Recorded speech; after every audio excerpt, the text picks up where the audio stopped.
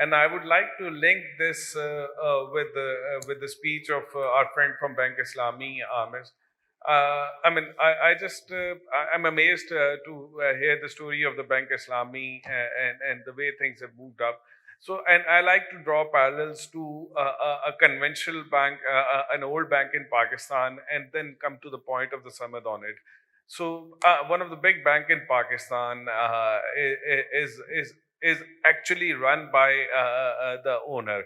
And if I take the name of that bank, you probably everyone would know the owner, but I don't think so. Many would know the CEO of that bank, and I know their credit decisions takes place, at the top floor of that bank head office. While those decisions should be dedicated in many cases to branch level or the corporate office and all that. And from here we come to the issue of the separation of ownership and control. So there is the separation of ownership and control is not really happening in Pakistan, even in the many listed companies. And again, that bank I'm talking about is every company of that group is almost every company in that group is listed. And but those listed companies have a control, kind of a pyramiding, and they have a control from within the family. And when they do that, their shareholding dispersed, but their control enhances. And when these things happen, that the masses are not really coming into the capital market to invest, and they go into the real estate and the market. Of course, there are plenty of other reasons. The KYC is very high, and the taxation is very high, and the capital market, well, it's all gray in the real estate.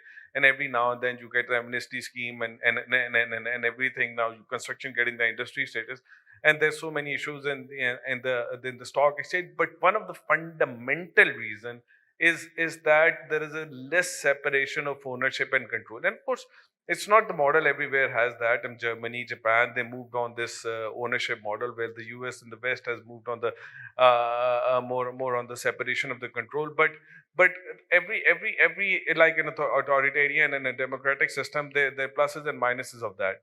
But we are using a democratic system with an authoritarian flavor in it. So that's happening in our politics. That's happening in our corporation as well. So to me, that's a fundamental issue here in Pakistan, and that's and then when the it's not the problem of SMEs as per se. It's the problem of big corporation as well. And that's why I talked about one of the big corporation in Pakistan. And I'm sure many of you would know what I'm talking about. Who am I talking about? I don't need to take names, but that's a fundamental issue. So with this kind of a mindset, with this kind of a governance structure, people don't trust. People don't invest in their stocks. People don't. People say that okay, they use our money and have all that. Even in a bank with a mutual fund and everything, mutual fund invest in the pro books, and when you see those things, so the mistrust would increase.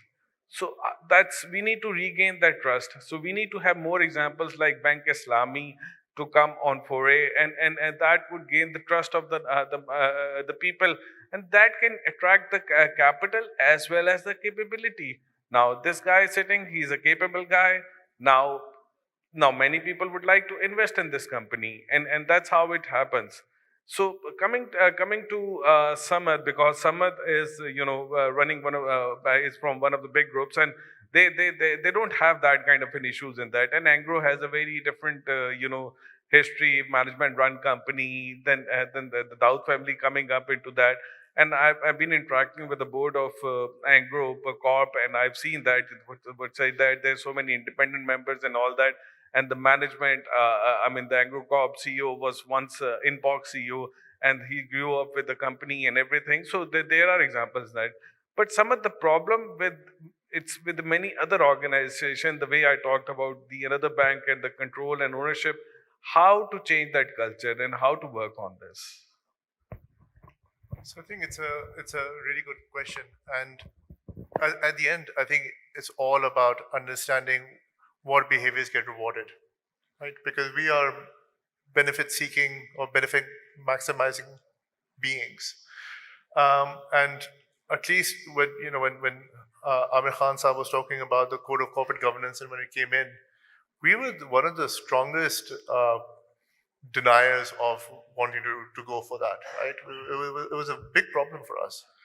But I think any change is hard. But when we got into it and we saw the benefit it was having in terms of board management dynamics, and we started experimenting, really focusing on it, we saw value out of it, right? So which is why we're not doing what is minimum by the code.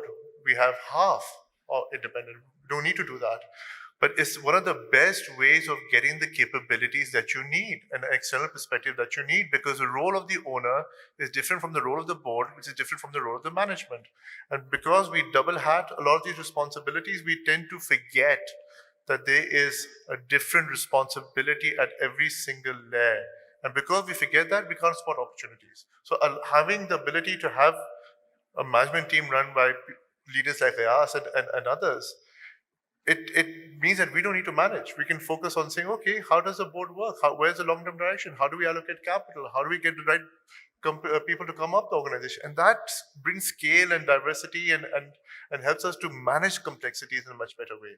But again, we make a lot of mistakes along the way. So it's always trial and error, but you got to get the right people around the table first. So, and I'd like to have Amir, your view on it. I mean, in your journey, I mean, the way the conventional banking is happening in Pakistan, and usually we see the CEOs who are above the age of the 60s and all that. You become the CEO in your 30s, and then you're able to change that bank. So, what kind of a support you got from the board? What kind of a resistance you get from the industry? And what is the message for the other banks and other organizations who are much older than you, and they are probably falling, or I would not use the word decay, but they're not growing because of the red tapeism and those kind of issues there which you don't have. So how other organizations can move up from that? No. Either. Thank you so much. So let me try to quickly answer the question you have posted, which is definitely a long one. The answer can be long, but I will try to summarize it. This Let me give you a very basic example, because basic example helps to understand, and this is what we do every day in Bankslam. आपके पास एक गाड़ी है, आप उसके owner हैं, आप उसको खुद चला सकते हैं. Let's drive it. आपके पास ही उसका स्टीयरिंग होना चाहिए, एक्सीलेटर भी आपके पास होना चाहिए, ब्रेक्स और गियर सब आपके पास होने चाहिए. वन डे यू डिसाइड्स कि मैं ये ड्राइवर को दूंगा बिकॉज मेरे पास और भी बहुत सारे काम हैं. तो फिर आपको ड्राइविंग सीट ड्राइवर को देनी पड़ती है. आप अपनी लाइफ में ऐसे ही करते हैं. आप उसको स्टीयरिंग भी देते हैं, एक्सीलेटर भी देते हैं, ब्रेक्स भी देते हैं. You do some monitoring over the driver, but ऐसा नहीं होता कि आप कहें कि जी ब्रेक्स मेरे पास रहेंगी और स्टीयरिंग तुम अपने पास रखो, गियर मैं अपने पास रखूंगा. So this is how a company should work as well. जो जैसे आप अपनी गाड़ी जिसके अंदर अपनी फैमिली को भी ट्रस्ट कर देते हैं उस ड्राइवर को, ऐसे ही आपको कंपनी भी चलानी होती है. If an owner has the capability and capacity and time to run a company, it is a very good model. There is no harm in doing it. दुनिया में बेशुमार बहुत सक्सेसफुल कंपनी है जो ओनर रन है, and they are very good. But over there the owner has both authority and responsibility. दोनों owner ने रखी होती हैं. ऐसा नहीं होता कि जी गलत हो गया तो किसी और ने किया और सही हो गया तो मैंने किया. Then there is another model where you entrust the entire authority and responsibility paradox to the management to the agent. जैसे ड्राइवर आपका एजेंट होता है, इस तरह मैनेजमेंट आपकी एजेंट. और जब आप उसको सारा ट्रस्ट कर देते हैं, then you do some sort of supervision definitely, but सारे इंस्ट्रूमेंट उसके पास होते हैं, brakes, accelerator, steering, everything is with the agent. So that also works. Now there is a hybrid model in between whereby you control half of the things. आप कहते हैं यार ऐसा करो, स्टीयरिंग तो तुम मुझे दे दो और ब्रेक भी मेरे पास होंगी, एक्सीलेटर तुमने दबाना है, मगर तो स्पीड तो मुझे चाहिए 2.24 सेकंड वाली, लेकिन जो अभी हमने फॉर्मूला 1 में देखी थी, लेकिन मेरे पास स्टीयरिंग मेरा होगा और ब्रेक्स मेरे होंगे, तो वो ब्रेक दबा के रखेगा और स्टीयरिंग भी अपनी मर्जी से घुमाएगा, तो गाड़ी will not go anywhere, the organisation will not go anywhere. तो जहां पर इस तरह से ऑर्गेनाइजेशन को रन करेंगे आप, तो वो ऑर्गेनाइजेशन एक फिक्स में फंसी रहेंगी हर वक्त. अथॉरिटी और रिस्पॉन्सिबिलिटी कभी क्लियर नहीं होगी, कंट्रोल भी कभी क्लियर नहीं होगा. अच्छा, इसके लिए जो समद ने बात की, इट्स अ ब्यूटीफुल थिंग, और स्टीवन कोवे की एक बुक है 7 हैबिट्स, जो बैंक इस्लामी में हमने तकरीबन मैंडेटरी की भी है कि सबने पढ़नी है। सबने पढ़ी नहीं है मगर अभी तक, लेकिन बहुत सारों ने पढ़ी है। सो उसके अंदर there is a concept of trust relationship and trust account, कि आपने अपने बेटे के साथ भी ट्रस्ट अकाउंट खोलना है, अपनी वाइफ के साथ भी खोलना है, अपनी बेटी के साथ भी खोलना है, अपने फ्रेंड्स के साथ भी खोलना है। तो this trust, the amount of credit available in the trust, if you do something wrong you can draw on that credit. So जब ट्रस्टिंग रिलेशनशिप्स जो अभी समद ने एक्सप्लेन किया था वो बनती हैं, तो फिर ये चीजें ऑटोमेटिकली चलने लगती हैं। जिस ड्राइवर पे आप ट्रस्ट करते हैं उससे आप रोज नहीं पूछते आज क्या किया, ना उसकी गाड़ी को रोज चेक करते हैं, लेकिन जिसे ट्रस्ट नहीं करते you put probably more eye on that driver. Trust is extremely important, and then clarity that कि मुझे खुद चलानी है ये ऑर्गेनाइजेशन या मैंने किसी से चलवानी है। तो इसमें भी बड़ी it's a binary decision, 1 and 0, it is not 0.5, it is not 0.8, just like driving a car is a binary decision that मैंने चलानी है या ड्राइवर से चलवानी है। इसी तरह कंपनी में भी it's is also a binary decision कि हमने रन करनी है कंपनी या डेलीगेट करनी है। Now the example which you are quoting, in many of these cases there is a huge confusion, जहां पर जैसे समद ने राइटली आइडेंटिफाई किया, स्पॉन्सर जो है वो खुद रन भी नहीं करना चाहता बट कंट्रोल भी रखना चाहता है। और जहां पर हमारे पास ऐसे स्पॉन्सर्स भी हैं जो कहते हैं ठीक है यार, we will come in, we will review things, we will see what you are presenting to us, and then you also deliver on the results. So then we are willing to give you capital. So both models are there in the market, but both models are successful. The model in the middle is not successful. On the model 1 and 2 both are successful, but 1.5 is not successful. So ये मेरा view है। और bank इस्लामी की जैसे आपने बात की, तो bank Islami runs on one of the model, whereby the sponsors and the board are very clear that they are not involved at all into any day-to-day operations and management, and they are only there to supervise and oversee things and to ensure that bank is delivering on agreed strategic plans and targets, and everything is delegated to management. They just ensure that they hire right people, means hire a right driver and then allow him to drive. So they hire a right management and then allow the management to run the bank. I'll just add one thing. I think Amir, you captured it really well. So I'll just build on your car analogy, where I think there's a conversation about what balance to get to. So agree that the steering wheel, the brakes, the accelerators, the day-to-day running of the car is very much the driver's responsibility. I think where we see evolution and pendulum swings is who says jana kidhar hai or kis route pe jana hai. That's where I think the nuances come in. And you see companies in the West which are very management heavy, हम भी बताएंगे हमने कहाँ जाना है और हमने कितना अच्छा काम किया, and then that leads to principal agent problems. And over here, the example that you gave is the corollary to that, where you have too much domination, कि मैं ही चलाऊंगा और जिम्मेदारी तुम्हारी है. So I think both models don't work, as you mentioned. So the other problem in which Amir showed is like, fine, it's run fine when you're running the car by yourself, but if you're a good driver, how about your son might not be a good driver, and then you're giving it to your son, then there's a problem. So that's why getting to the management and having a succession plan is very important. So you can be an entrepreneur and naturally gifted and can run things and can work hard work over there with smart thinking, but maybe your daughters, your son, they might not be doing that. So it's the bigger the organization gets, it's better to shift the control and all that.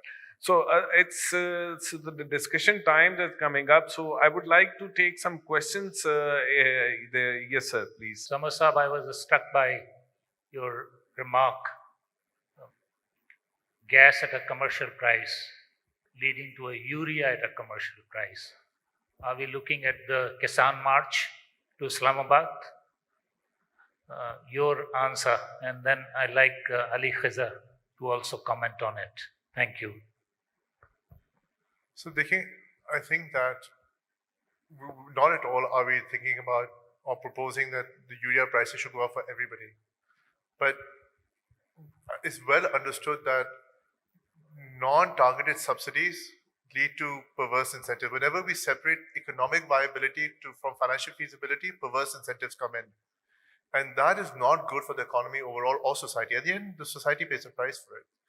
So what we propose is keep it market-based, and whomever needs to have some support or some subsidy, have direct subsidies. And I think the great work that has been done on documenting and expanding SRs and documenting people who are deserving and all provides us the technological tools to be able to be a lot more direct with the way we allocate subsidies. Why should people like us get subsidies? We can afford it. Why should their money not be saved and reinvested in the economy? Whether it's to provide better products, create better value for employees, fund innovation, whatever those things are. But if it's leading to an outcome where, according to some estimates, 1 million tons of urea is being utilized, which it doesn't need to, we should talk about that, right? But that million ton is not providing value. So what is the point of applying it? So there's a misdirection of scarce resources. It's very important for any company, country, or individual to know what are the resources I have, what's the productivity of those resources, and continue to increase that productivity by constantly iterating and deploying that effectively. I think that's a conversation very important. And I'll give you the last example of telecom industry. Telecom industry, there's no price control, right? The government normally has price control as a policy. And the evidence shows that in that you neither get price or productivity. So you lose out on both ends. And the telecom industry is a good example where prices are not regulated. Can anybody argue that a mobile phone today is less valuable than electricity? But it's not. Prices are not regulated. And it's led to the industry competing, but resulting in one of the lowest prices in the world for telecom connectivity in Pakistan. So those conversations are very important to have. How do we incentivize good behavior, good productivity, so that people invest in technology or capability? Otherwise, there's no incentive to do so. Absolutely. The deregulation in many industries is so important for Pakistan. For the banking and telecom, we saw the deregulation in the past 2 decades that's really moved up the industry. And in case of the fertilizer and all that, so if we deregulate the industry, if we give them the pricing control, then we have to deregulate the whole value chain. I mean, the cost has to be deregulated. It has to be internationally competitive cost, and then you let them compete with an import, and they can export, and you can subsidize the farmer. But it's a very complicated equation. You cannot start with the one end. So we can go on and talk much more on that, but I'm not driving. These guys are driving, so the time is up. And we like to have a discussion, and probably when we'll take a break, and we can carry on this discussion. Thank you so much, Samad and Amir.